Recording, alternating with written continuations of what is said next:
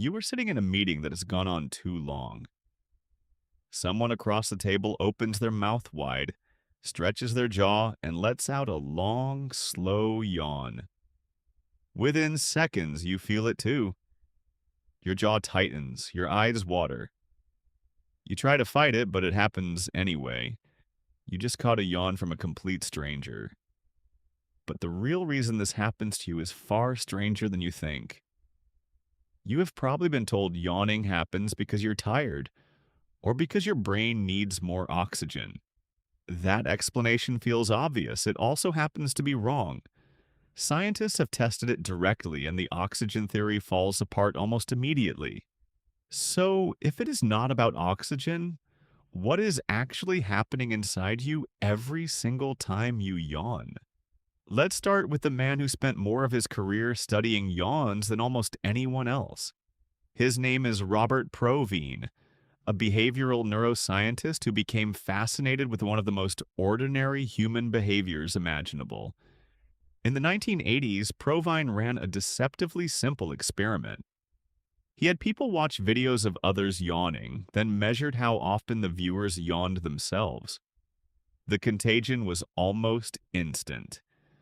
Nearly half of the people watching caught a yawn within minutes, even though nothing about the video was tiring or boring.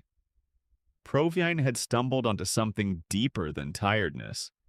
He had found a behavior that spreads between people almost like a signal. That raises an obvious question.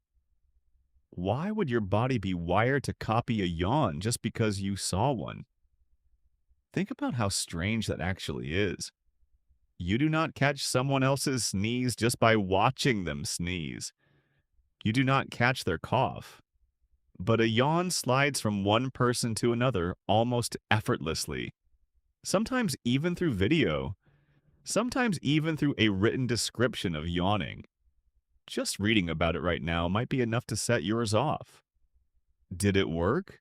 To understand why, you have to look past oxygen entirely and toward temperature. This is where Andrew Gallup, a researcher who has spent years investigating the biology of yawning, changed the conversation. Gallup proposed what is now called the brain cooling hypothesis. According to this idea, yawning is not about your lungs at all. It is about your brain's temperature. When you yawn, the deep stretch of your jaw increases blood flow to your face and skull. Combined with the rush of cool air pulled in during the yawn, this process appears to help lower the temperature of your brain by a small but measurable amount. Why would your brain need cooling in the first place? Your brain is an extraordinarily expensive organ to run. It consumes roughly 20% of your body's energy despite being a small fraction of your total weight. All of that activity generates heat, and heat changes how efficiently neurons fire. Gallup and his colleagues found that yawning happens more often when brain temperature rises, and that yawning frequency drops in cooler environments. In one striking study, people exposed to warm air yawned significantly more than people exposed to cool air, even when nothing else about the situation changed.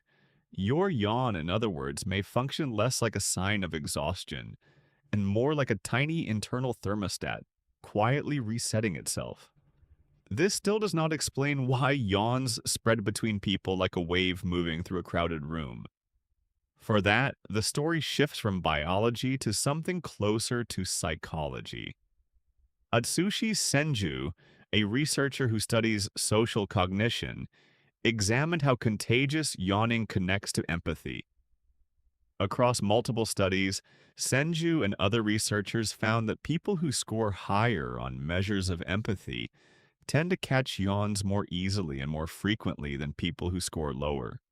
Even more revealing, children and adults with autism spectrum conditions who often experience differences in social and emotional processing show reduced rates of contagious yawning compared to neurotypical individuals.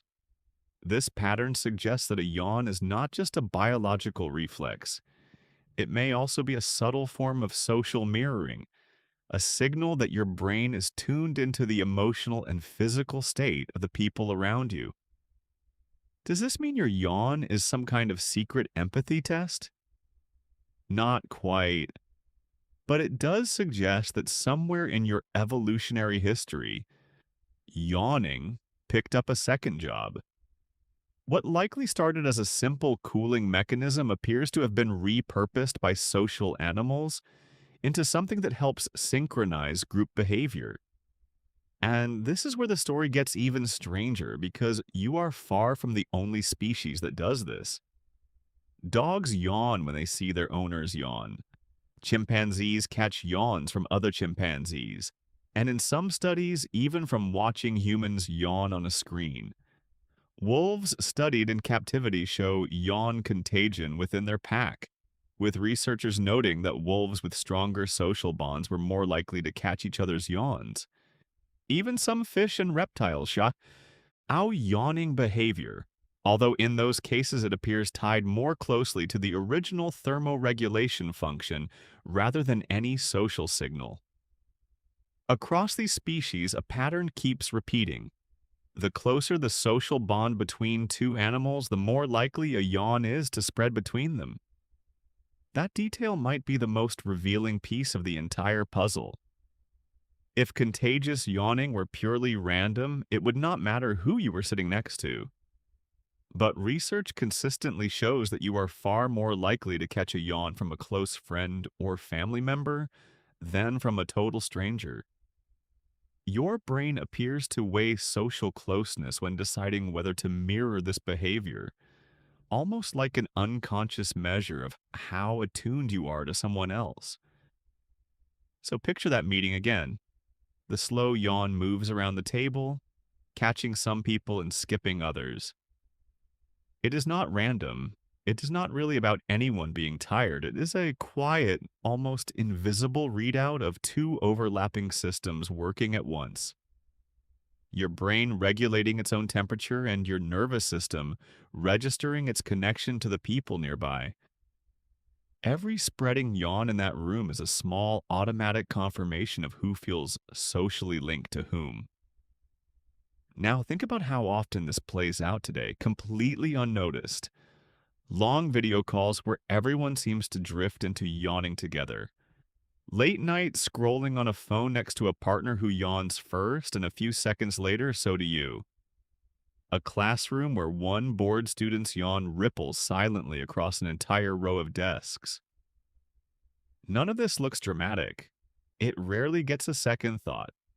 But underneath each of these ordinary, unremarkable moments, your body is running ancient circuitry that predates language, predates culture, and very likely predates humans themselves. You inherited this behavior from a long line of ancestors whose brains needed cooling and whose survival depended on staying socially synchronized with the group around them. A yawn that spread through a tribe might have helped regulate alertness across everyone at once, subtly nudging a group's collective arousal level up or down together. You're still carrying that same wiring today, even though your modern life looks nothing like theirs. So the next time a yawn moves around a room and lands on you, do not brush it off as simple tiredness.